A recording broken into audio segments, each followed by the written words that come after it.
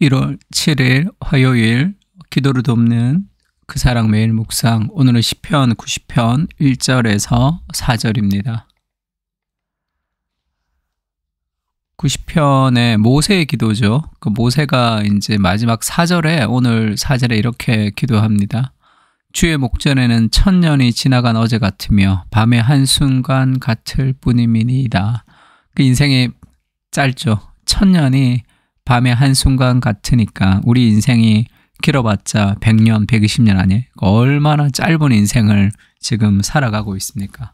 그 인생의 덧없음, 그리고 인생의 짧은 인생에 우리가 어떻게 살아가야 될지를 지금 깊이 좀 돌아보고 있습니다. 밤의 한순간 같을 뿐이니이다. 그런 제목 가지고 말씀을 좀 나누려고 합니다. 첫 번째는 3절에 보면 주께서 사람을 티끌로 돌아가게 하시고 우리가 흙에서 나와서 흙으로 돌아간다는 거죠. 말씀하시기를 너희 인생들은 돌아가라 하셨사오니 인생에는 죽음이 있다는 거죠. 우리가 태어남이 있으면 삶에 죽음이 있습니다. 그러니까 우리가 젊은 사람들이 가지는 잘못된 그런 생각은 내가 죽음이라는 것이 멀리 있다고 생각하는 거예요. 그래서 죽음을 기억하지 않는 오늘의 삶은 그것이 뿌리가 없는 거죠. 신앙이라는 것은 이 미래, 이렇게 forward back이죠. 미래의 그 약속을 가지고 오늘을 살아가는 겁니다. 동일하게 우리가 죽음이라는 것을 상정하고 그 죽음을 기억하며 오늘을 살아갈 때 삶에 좀 새로운 의미가 있는 거죠. 하나님의 사람 모세가 이제 기도하는데 주여 주는 대대의 주의 거처가 되셨나이다. 산이 생기기 전에 땅과 세계도 주께서 조성하기 전 곧 영원부터 영원까지 주는 하나님이시니이다. 하나님의 그런 영원이 있고요. 우리는 시간과 공간 속에 한계가 있는 존재로 하나님이 지음을 받았죠. 인간은 하나님이 티끌로 만드셔서 결국은 티끌로 돌아가는 너는 흙이니 흙으로 돌아갈지라 그렇게 얘기하죠. 그러니까 아담이라는 존재가 뭡니까? 사람이라고 얘기했던 그 아담이라는 그 히브리어 단어가 원래 흙, 티끌이라는 그런 뜻입니다. 그러니까 아담아 하면 그게 이제 흙이고 아담 하면 사람이 되는 거죠. 그러니까 우리가 아주 티끌 같은 존재에 하나님이 생기를 불어넣었잖아. 정말로 우리가 연약한 인생 그리고 죽음이 있는 것을 기억하는 인생으로 우리가 살아갈 필요가 있습니다. 예전에 아주 유행했던 책 중에 그러니까 여러분들 아마 초등학교 때 아마 읽었을 것 같은데 그때 한참 유행했죠. 모리와 함께한 화요일이라는 그런 책이 있었습니다. 뭐 동화 같기도 하고 에세이 같기도 하고 했던 이게 모리라는 교수가 죽음을 앞두고 있는데 그 제자와 이렇게 매주 화요일마다 만나서 죽음과 인생과 사랑과 의미에 대해서 이렇게 나누었던 그 죽어가는 교수가 그 죽음에 대해서 어떻게 이야기를 하는지를 보여주는 에세이인데 굉장히 많이 세계적으로 유행을 했었죠. 그러니까 이어령 교수가 이 마지막 수업이라고 그 김지수 씨랑 인터뷰한 게 있죠. 그것도 이제 뭐 마지막 죽음을 앞둔 사람의 그런 인터뷰라 여러 가지로 참 의미가 있는 거 아니겠습니까? 근데 이름도 이 모리라고 할 때 이 모리가 그 라틴어로 이 죽음을 모리라고 그러죠. 그러니까 우리가 메멘토 모리 하면 이 죽음을 기억하는 것이. 그래서 이 모리 할 때 이것은 그냥 단순한 사람 이름이기도 하지만 그 죽음과 가까이 있는 그런 의미가 이중적으로 쓰여져 있습니다. 그때 이제 책에 보면 이런 얘기가 있죠. 죽어간다는 것이 쓸모없음과 동의어는 아니다. 그런 말도 있고 어떻게 죽어야 할지를 배우면 어떻게 살지를 배울 수가 있지 이런 말도 있습니다. 그리고 이제 자기가 죽는다고 했을 때 누가 내 이제 똥을 막 닦아주고 하는 그렇게 될까봐 두렵다. 이제 그런 두려움을 막 고백하기도 하죠. 그러면서 이제 내가 어릴 적에 이제 막 기저귀 차고 누가 똥을 닦아줘야 되는 그런 삶으로 태어나서 마지막에도 그렇게 이제 죽어가는 그 삶의 연약함을 받아들이는 그런 장면들도 참 감동적으로 잘 쓰여졌습니다. 한번 꼭 좀 읽어보세요. 그러니까 이 죽음을 앞에 두고 젊은 사람이 이제 그 죽음을 앞둔 그 교수를 만나서 죽음이 있다는 것을 가지고 오늘을 살아갈 때 우리가 바르게 건강한 삶을 살아갈 수 있는 거죠. 그리고 마지막에 주의 목전에는 천년이 지나간 어제 같으며 밤의 한순간과 같을 뿐이니이다. 인생이라는 것이 굉장히 짧습니다. 그러니까 젊음이 선물 같은 거죠. 그러니까 오카노 목사님 살아계실 때 그때 내가 30대였는데 젊음이라는 것이 참 선물이라는 것을 알아야 된다. 근데 젊었을 땐 그걸 잘 모르지 이렇게 한번 설교하신 적이 있는데 그래서 시간을 너무 낭비해요. 삶을 너무 낭비합니다. 젊음이라는 것이 선물인 것을 모르고 그렇게 마치 영원히 살 것처럼 하루하루를 살아가면서 낭비하는 경우들이 참 많은 것 같아요. 인생은 짧습니다. 우리가 세월을 아끼면서 살아가야 되는 거죠. 에베소서에 보면 그런즉 너희가 어떻게 행할지를 자세히 주의하여 지혜 없는 자 같이 말고 지혜 있는 자 같이 하여. 그러니까 자세히 좀 생각해 보라. 그래서 지혜 없는 자 같이 하지만 지혜 없는 자의 특징이 뭡니까? 시간을 낭비한다는 거예요. 왜? 세월을 아끼지 못해. 세월이 이게 한정적인 죽음이 있다는 걸 기억하지 못하고 하루하루를 살아가면서 지혜가 없는 거죠. 그것이. 세월을 아끼라. 지혜 있는 사람은 세월을 아낍니다. 때가 악하. 세월이 아끼죠. 세월을 아껴야 되죠. 그러면서 세월을 아끼는 게 뭡니까?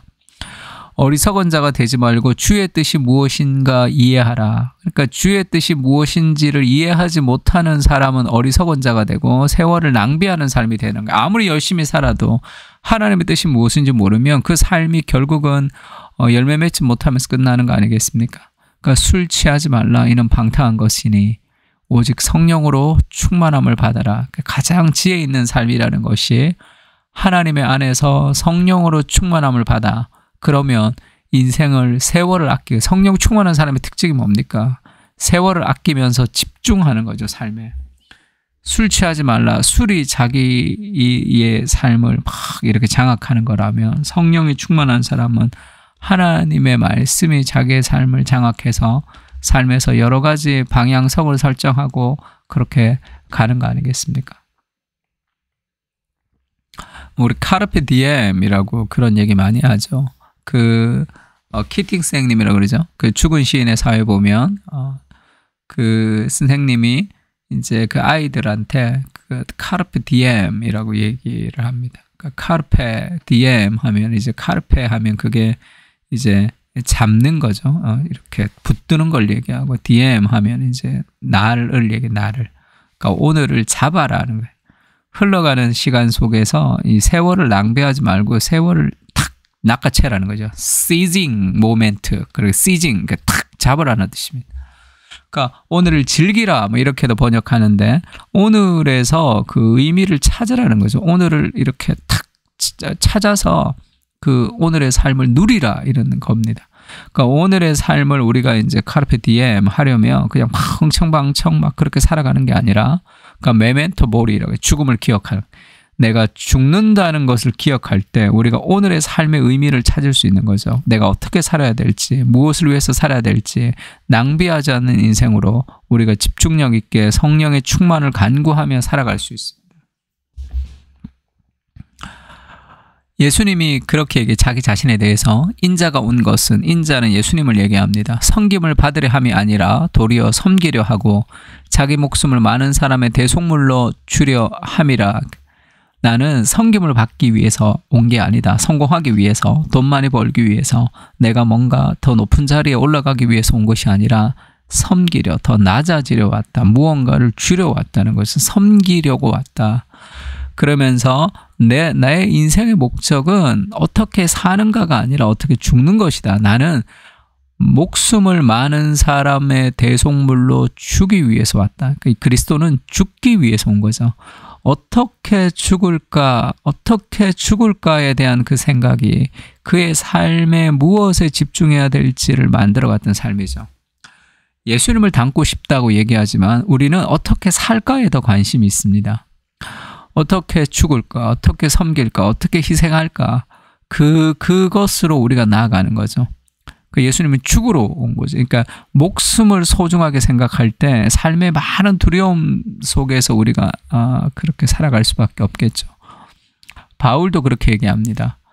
바울이 그 로마로 갔을 때, 로마로 가서 복음을 전하고 싶다고 할 때 그 사람들이 이제 그 다시 예루살렘으로 돌아가고 결국은 로마로 가고 싶었는데 바울이 그 예루살렘으로 돌아갈 때 바울이 돌아가면 너 죽는다, 돌아가면 너 힘들다, 그런 얘기 많이 했어요.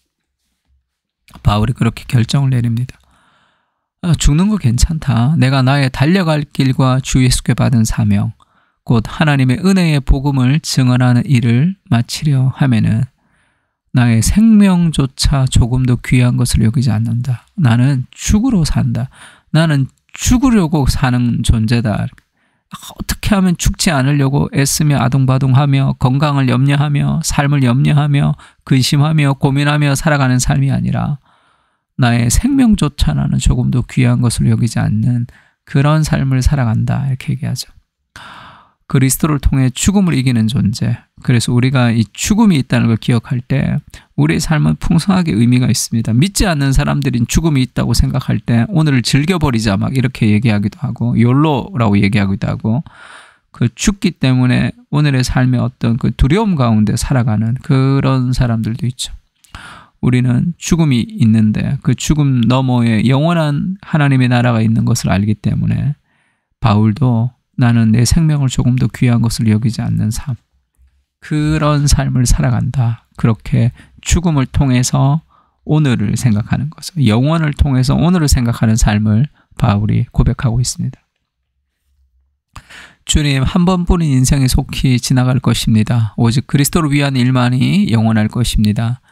유한한 시간 속에 영원한 하나님을 만나게 하시고 그 영원 안에서 오늘을 바라볼 수 있도록 인도해 주시옵소서. 죽음을 기억하며 이 땅에 살아가는 삶의 의미를 다시 한번 확인하게 하시고 하나님의 거룩한 나라를 위해 삶을 살아가게 하옵소서. 아멘. 우리 다 같이 시편을 가지고 함께 기도하겠습니다.